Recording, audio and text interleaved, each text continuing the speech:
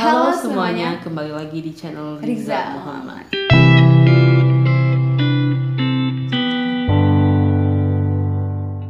Sebelum ke Malaysia, kita kayaknya harus mengenali sejarah-sejarah yang ada di negara Malaysia deh. Betul. Banyak nih sejarahnya. Apa bakal ingat kita sejarah Malaysia kan banyak tuh. Jadi hari ini kita bakal nge-reaction. Ini ada fakta seronok tentang negara Malaysia. Wow, fakta apa lagi nih? Kayaknya kita sebenarnya udah banyak banget sih tentang fakta-fakta Malaysia yang udah kita reaction. Kayaknya nggak ada habis-habisnya tentang fakta Malaysia deh. Jadi ini another fakta about Malaysia. Fakta anggaplah Malaysia. Campur bahasa Indonesia. Udah lah, langsung aja kita reaction. Jangan lupa follow Instagram kita di atas. Langsung saja kita reaction. Sebelum itu jangan lupa bantu like, comment, dan subscribe. Malaysia, apa yang terlintas di benakmu mendengar negara ini? Sebagai salah satu negara monarki di dunia, Malaysia punya pengaruh cukup penting di kawasan Asia. Kita belum pernah loh lihat acara yang kayak upacara ya, bukan presiden, raja. Oh ya raja, beda ya. Sebelumnya maaf ya salah. Kali ini data fakta akan mengulas sejumlah fakta negara Malaysia yang tentunya penting untuk kita ketahui. Sejarah kemerdekaan. Oke. Sejarah kemerdekaan. Sama-sama Agustus nih setahu aku. Kapan Malaysia merdeka? Ya benar, 31 Agustus 1957, lebih lambat 13 tahun dari Indonesia yang lebih dahulu merdeka. Menariknya perjuangan kaum nasionalis dan komunis keturunan Cina Malaya, sebagaimana di Indonesia juga dipengaruhi berakhirnya pendudukan Jepang pada tahun 1945.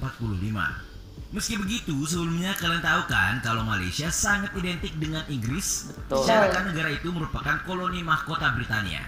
Barbara Watson Andaya dan Leonard Y. Andaya dalam bukunya A History of Malaysia tahun 1982 mengungkap Britania telah mendiami semenanjung Malaya sejak tahun 1786. Namun baru menguasai Malaya setelah ditandatanganinya Traktat London atau Perjanjian Britania Belanda tahun 1824 yang membagi kepemilikan Nusantara kepada Britania dan Belanda, Malaya untuk Britania dan Indonesia untuk Belanda. Singkat cerita, salah satu kaum nasionalis Malaya, Dato' On bin Jafar, mendirikan Organisasi Nasional Melayu Bersatu atau UMNO pada 1946. Organisasi inilah yang melahirkan serangkaian demonstrasi hingga boikot yang berakhir pada dibentuknya Federasi Malaya di tahun 1948. Federasi tersebut terdiri atas 9 kerajaan Melayu dan 2 provinsi yaitu Johor, Kedah, Kelantan, Malaka, Negeri Sembilan, Pahang, Penang, Perak, Perlis, Selangor, dan Terengganu. Perlis. Bukan Penang, Pineng. Iya, Pineng. Kalau Pinang itu pakai pulau. Ya, maaf ya guys. Sistem pemerintahan. Ini bagi yang belum tahu saja ya, soalnya kami cukup yakin kalau kalian sudah tahu banyak perihal ini.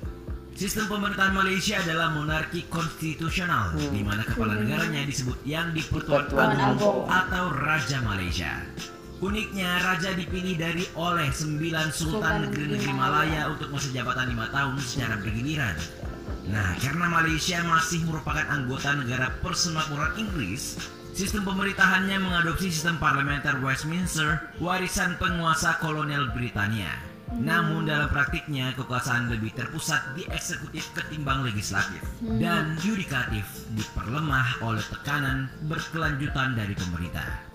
Kekuasaan eksekutif dilaksanakan oleh kabinet yang dipimpin Perdana Menteri.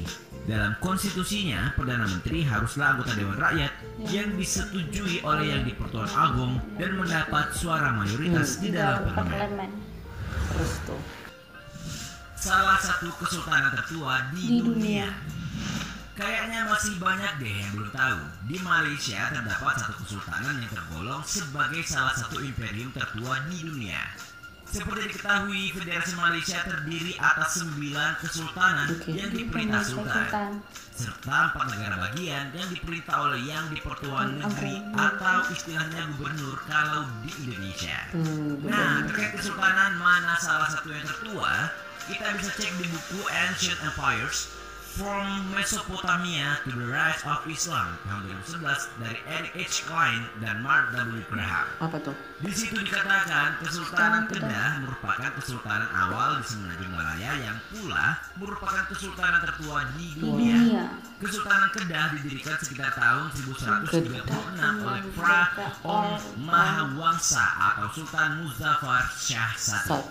Bahkan sebelumnya Kesultanan Kedah adalah bagian dari kerajaan Hindu yang didirikan Maharaja Derbar atau Sri Paduka Maharaja Durbar sejak tahun 630 hingga pada tahun 1136 kerajaan ini menjadi Kesultanan Islam. Konfrontasi dengan Indonesia. Konfrontasi dengan Indonesia. Sebelum kita tegaskan ya, data fakta bukan bermaksud untuk memantik agar kedua negara saling bertikai lagi, melainkan upaya untuk merefleksi sejarah dua negara serukun ini. Jadi semoga kita semua bisa bijak menyikapi sejarah. Bagi yang lupa, kita ingatkan lagi. Sejarah mencatat inilah percikan awal konfrontasi antara Indonesia dan Malaysia secara resmi. Dilansir dari laman history.id, pertikaian kedua negara serumpun itu bermula dari penolakan Indonesia terhadap pendirian Federasi Malaysia. Kalian masih ingat kan kapan Federasi Malaysia didirikan?